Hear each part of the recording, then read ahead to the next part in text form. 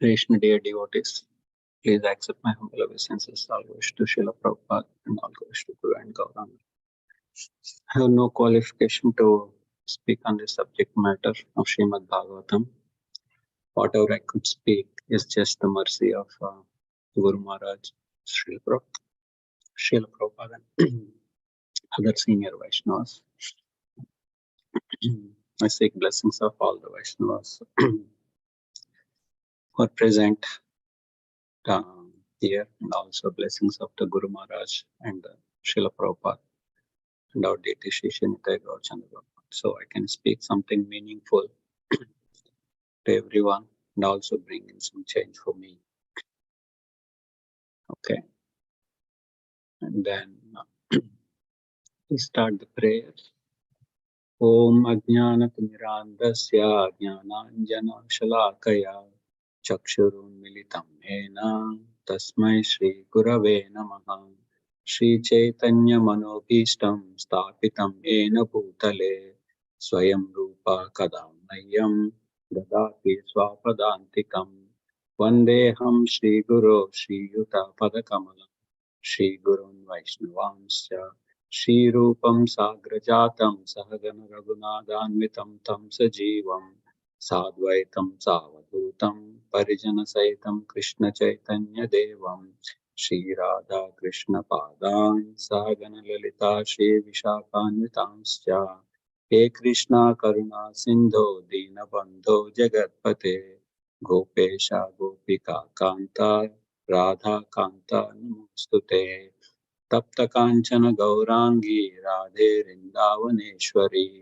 Rishabhanusute Devi Pranamami Haripriye Vancha Kalpatarubhyascha Kripa Sindhubhya Evacha Patitanam Pavanebhyo Vaishnavebhyo Namo Namaha Jai Shri Krishna Chaitanya Prabhu Nityananda Shri Advaita Gadadhara Srivasadi Gaura Bhakta Vrinda Hare Krishna Krishna Krishna Hare Hare Hare Rama Rama Rama Hare Hare Narayanam Namaskrityam Naram Chaiva Narottamam Devim Saraswati Vyasam Tato Jayam Udiraye Nashtaprayeshu Abhadreshu Nityam Bhagavata Sevaya Bhagavati Sloke Bhakti Bhavati Naistukim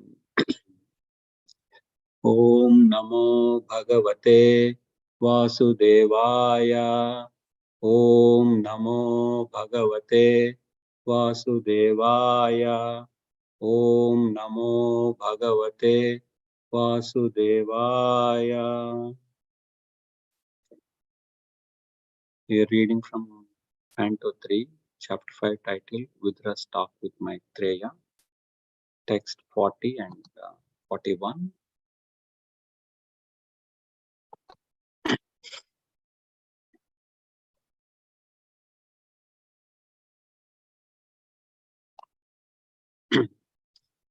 So, first, the text 40.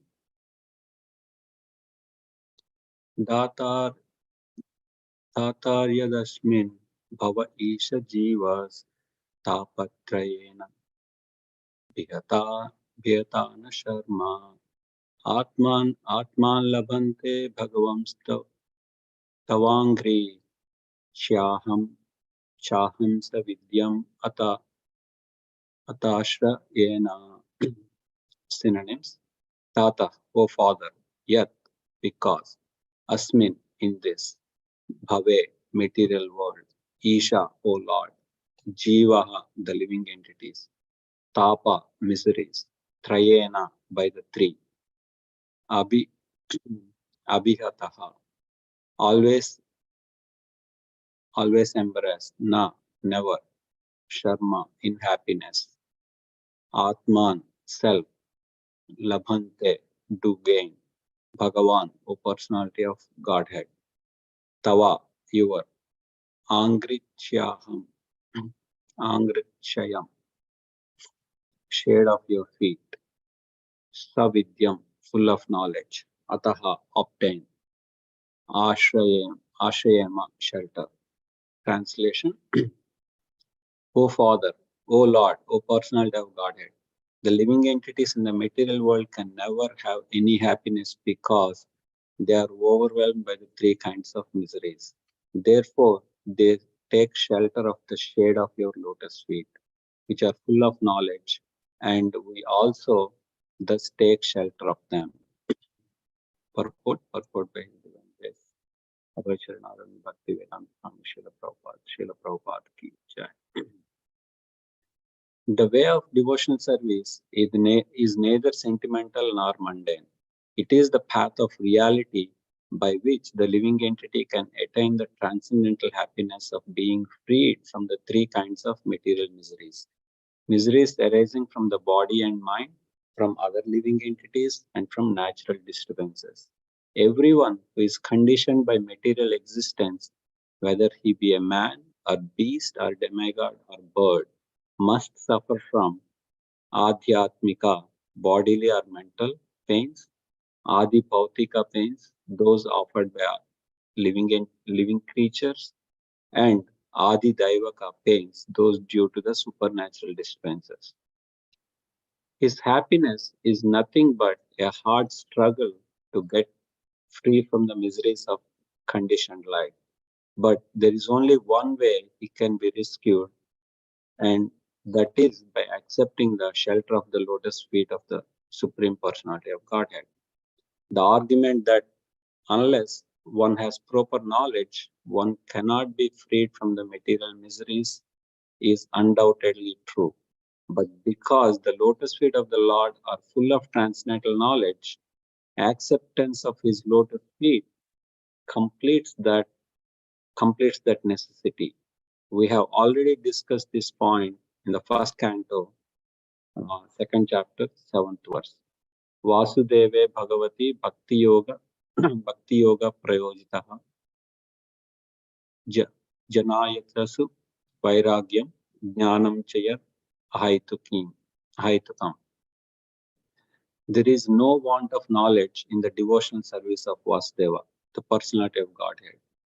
He, the Lord, personally takes charge of dissipating the darkness of ignorance from the heart of a devotee. He confirms this in Bhagavad Gita, 10th chapter, 10th verse. Tesham satata yuktanam bhajatam priti purvakam dadami bhutti yogantam yena mam upayanti te. Empiric philosophical speculation cannot give one relief from the threefold miseries of material existence. Simply to endeavor for knowledge without devoting oneself to the Lord is waste of valuable time. Next verse.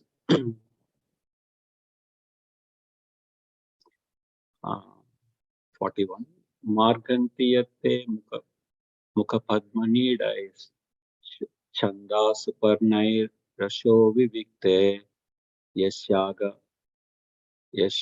masoda sari paraya padam tirtha padah prapanna. Synonyms: Marganti, searching after; yat, as; te, your; mukhapadmam, lotus-like face; needai, by those who have taken shelter of such lotus flower; chandaha, Vedic hymns; supernai, by the wings; rishayaha, the sages; vivikte, in clear mind; yashya, whose; agamarshuda, that which offers freedom from all reactions to sin; sharit, rivers; varayaha, in the best; padam, in every step; tirtha padaha, one whose lotus feet are as good as place of pilgrimage; prapanna, taking shelter. Translation: the lotus feet of the Lord are by themselves the shelter of all places of pilgrimage. The great clear-minded sages, carried by the wings of the Vedas, Always search after the nest of your lotus-like face. Some of them surrender to your lotus feet at every step by taking shelter of the best of rivers, the Ganges, which can deliver one from all sinful reactions. Purport by Abhacharnan Bhaktivedanta Swami Srila Prabhupada. The Paramhamsas are compared to royal swans who make their nests on the petals of lotus flower. The Lord's transcendental bodily parts are clearly compared to the lotus flower because in the material world, the lotus flower is the last word in beauty. The most beautiful thing in the world is the Vedas or Bhagavad Gita because therein knowledge is imparted by the personality of Godhead Himself. The Paramhamsa makes his nest in the lotus-like face of the Lord and always seeks shelter at his lotus feet, which are reached. The Paramahamsas make his nest in the lotus-like face of the Lord and always seek shelter at his lotus feet, which are reached by the wings of Vedic wisdom. Since the Lord is the original source of all emanations, intelligent persons enlightened by Vedic knowledge seek the shelter of the Lord, just as birds who leave the nest again search out the nest to take complete rest. All Vedic knowledge is meant for understanding the Supreme Lord, as stated by the Lord in Bhagavad Gita 15.15. Vedascha sarvair ahameva vedya. Intelligent persons who are like swans take shelter of the Lord by all means and do not hover on the mental plane by fruitlessly speculating on different philosophies. The Lord is so kind that He has spread the river Ganges throughout the universe so that by taking bath in that holy river, everyone can get release from the reactions of sins, which occur at every step. There are many rivers in the world which are able to evoke one's sense of God consciousness simply by one's bathing in them. And the river Ganges is chief amongst them. In India, there are 5 sacred rivers, but the Ganges is the most sacred. The river Ganges and Bhagavad Gita are chief source of transcendental happiness for mankind, and intelligent persons can take shelter of them to go back home, back to Godhead. Even Sripad Sankaracharya recommends that a little knowledge in Bhagavad Gita and the drinking of a little quantity of Ganges water can save one from the punishment of Yamaraj. Okay. So, just to start with the summary, like what happened now. So, in the starting of the third canto, like I think we started learning Vidura has been banished from the kingdom by Duryodhana, and he went on pilgrimage, and he went. He met Uddhava on the banks of in Badrikashram, and after the conversations with Uddhava, finally Uddhava instructs Vidura to meet with Maitreya Muni, who was also present during the conversations between Krishna and Uddhava, to get the spiritual knowledge from Maitreya Muni. And after that, like Vidura meets Maitreya Muni. In this chapter is all the conversations happening between Maitreya Muni and Vidura. Vidura meets Maitreya Muni on the banks of river Ganges. Vidura asks, like, poses specific questions to Maitreya Muni to and explain in detail about those topics. So the first question he posed was like how to live for real happiness, and the next question was devotional service of the Lord instructions on like how to perform devotion service of the Lord. And then he asked about all the Purusha avatars, and then Virat Rupa are many forms of the Lord. And then he asked to explain about Leela avatars, and then different planets and living conditions. And then he asked about how Lord Brahma creates all different living entities. And in the next section also, he shows like more interest, or he shows exclusive interest in more of Krishna Katha.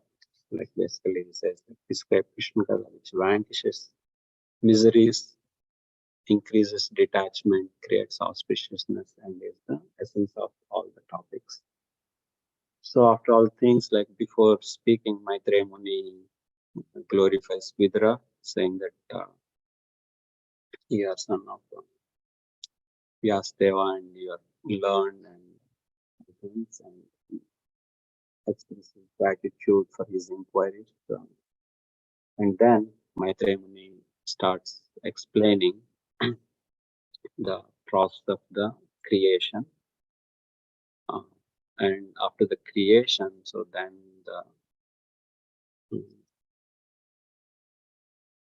during the creation, basically he explained how the Lord's glance over the material nature and transformed into 23 elements. So, and this is the last section of this chapter, and where demigods are, who are the controllers of the different functions of this universe, are glorifying or offering their prayers to Lord. So we are in the section where the demigods are glorifying the lotus feet of the Lord, and then the next 4 verses, like they describe like who are qualified or unqualified candidates to take shelter at the lotus feet of the Lord. And then the last 4 verses talks about prayers for enlightenment and the direction for going forward. And coming to these 2 verses, I'll just read the translation for the previous 39. That's where it started the prayers. Text 39. The demigod said, "O Lord, your lotus feet are like an umbrella for the surrendered souls, protecting them from all the miseries of the material existence. All the sages under the shelter throw off all material miseries.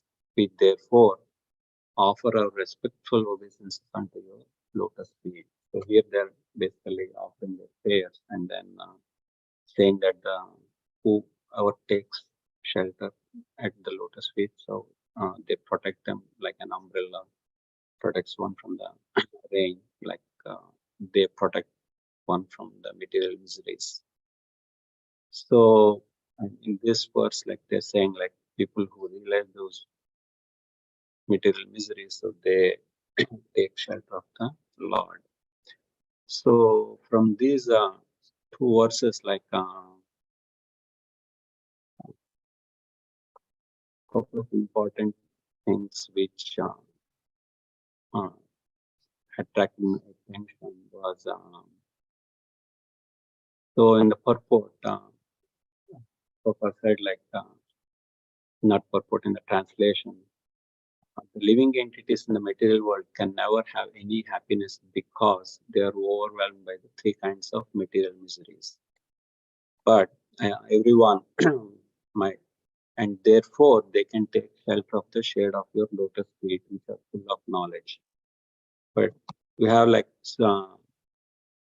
there's so many living entities, and everyone is going through all kinds of miseries caused by this world, like and Prabhupada explained there, like 3 kinds of miseries: Adhyatmika, caused by one's own body and mind, and Adi Bhautika, which is caused by other living entities, and Adi Daivika, which are caused by the supernatural powers, like all the tsunamis, hurricanes, and earthquakes, and all that stuff. So everyone is going through, but only thing is that they are never uh, all might not be realized, but the people who realize that they are going through these miseries might try to find a solution, and they take the shelter at the lotus feet. But like considering the pain of these material miseries, just like whoever is taking birth in this material world, everyone has to go through the miseries caused by this material world, and there is no escape for it. So, and people think like, oh, everyone in this world is happy except mine. I'm the one who's going through miseries. Why me, kind of thing. But it's not always a true. Like, I means sometimes when I have problem or when I'm going through a pain, that pain might not be a problem for someone else. So someone else might be happy. Like an example is if I'm going through a toothache, it's a pain for me, but a dentist might feel happy that because it's giving him an extra business. But then how do we define what is the real misery or everyone going through in this world? What are the real problems? So if I would like to define that problem, right? So this problem happens to everyone. These are the three conditions which meets, we can consider them as the real problem. So one is that it happens to everyone and no one wanted it, and no one can avoid it. So these are the four four problems. Right? So we all heard like birth, disease, old age, and death are the real problems of this world. And in order to overcome these problems, one has to understand that these are the real problems of this world. And if I wanted to overcome these problems, and actually these problems are causing because of the exist. We are all facing these problems because of the existence of this material body, and such a person tries to search for the knowledge how I could get out of this problem. And when in order to get to that point of searching or realizing these are the real problems, in the verse 41, Prabhupada mentioned one who is with the clear-minded.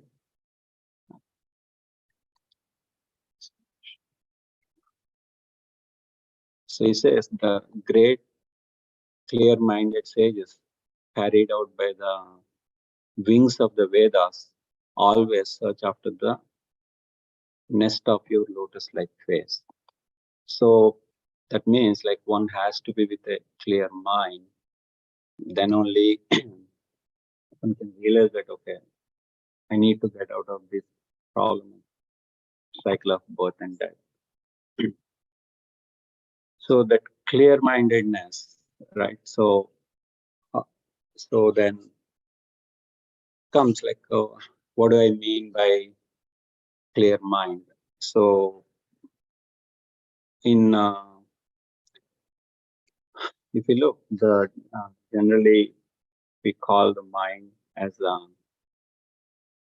monkey mind, like because it's like so wavering, and it can't switch thoughts so quickly in split of a second. And when the mind is not so supportive, you won't be able to do the right choices or right decisions. So for that, the mind has to be clear. So in that, like I was reading just starting the starting chapters of Chaitanya Prabhu's book, the new book, "You Are Not Your Mind, You Are Better." So Prabhu gave an analogy there, comparing the human body to the computer. So the body is compared to the hardware, and soul is compared to the user who is working on the computer, and the mind is compared to the software. So in order for the user to communicate, or for the hardware and the computer to work, user has to communicate it through the software. Software is the one who passes the user's instruction to the hardware, and it performs. Similarly, the soul, who is full of consciousness, that consciousness goes through the mind in order for body to perform any activity. So think about like when in case the software is corrupted, or then the instructions of the user might not be transmitted to the hardware properly. Similarly, when the mind is so wavering, and it won't be able to pass on what actually the soul is wanted to do. So the way like to protect the software properly, sometimes we use antivirus or other things, uh, so not to get corrupted, right, the software. So similarly, I guess as a uh, practicing devotees, uh, it would be more appropriate for us to keep check on the mind on a continuous basis, by different means, where positively engaging in the service of the Lord under the guidance of a spiritual master would help one to develop that love towards Krishna, and would be able to take shelter of the lotus feet of the Lord. And taking the shelter, like again, taking the shelter, you can see like if you take a real meaning of the shelter, like someone staying at the lotus feet of the Lord. But in our case, like it's hard for Supreme Lord to appear in front of us, or would be taking a physical shelter at the lotus feet of the Lord. But there are realized people like who has the clear mind, and they understood the scriptures very well. They're already at the lotus feet of the Lord, and by associating with them, and taking their guidance, and performing the devotional service under their guidance, would develop that love in us, and then and by developing that love and sincerely performing the devotional service, as Krishna mentioned in the 10th chapter of Bhagavad Gita, right, to those who are constantly devoted in serving me with love, I give the understanding by which they can come to me. So just to conclude, so first one has to realize that I'm in misery, and I need to get out of these threefold miseries. In order to realize that, one has to be in the clear mind. So that means one has to put a continuous effort to positively engage the mind, So they can think about, they can take the guidance of spiritual master or the realized souls and get the knowledge about the Supreme Lord, and they can perform the devotional service. And with the devotional service, the Lord dissipates the ignorance in one's heart and then gives the understanding by which one can reach Him. So, with that, I'll conclude. Um, Thank you, and please forgive me if I spoke anything incorrectly because of my limited or no knowledge at all. And yeah, with that, like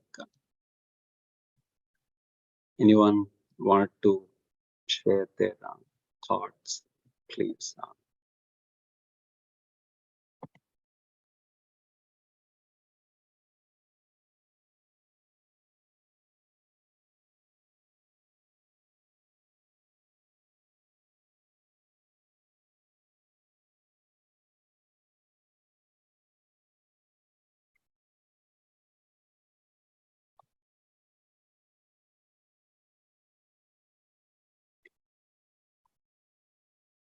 Okay, Lakshmikant Prabhu. So it's 8:04. Sorry, I was talking, bro. Sorry. Oh, I thought I unmuted. No, sorry. No, I was thinking. Thank you so much for the explanation, Prabhu. I was just thinking when you were sharing, right, about the, um, I mean, the power of the mind, right, which Yeah, is more powerful than us. So,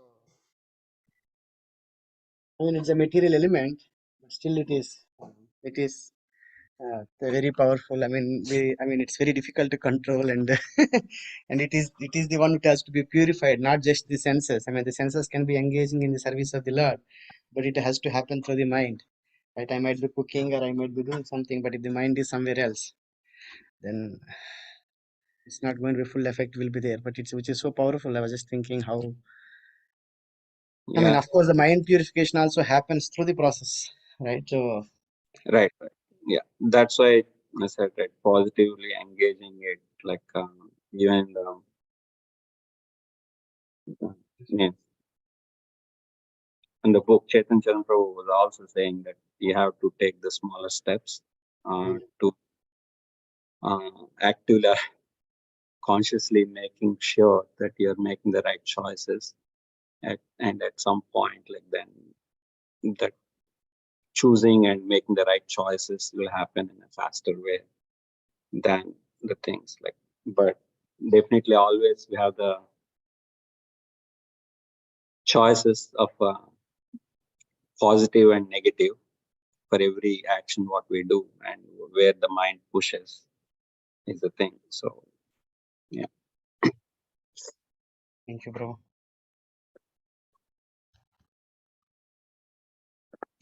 thank you, Proji. It's Brilliant. 8:05, so we'll conclude. Thank you. Panchakalpatarupyascha kripasindhubhya eva cha. Vaishnavibhyo namo. Hare Krishna.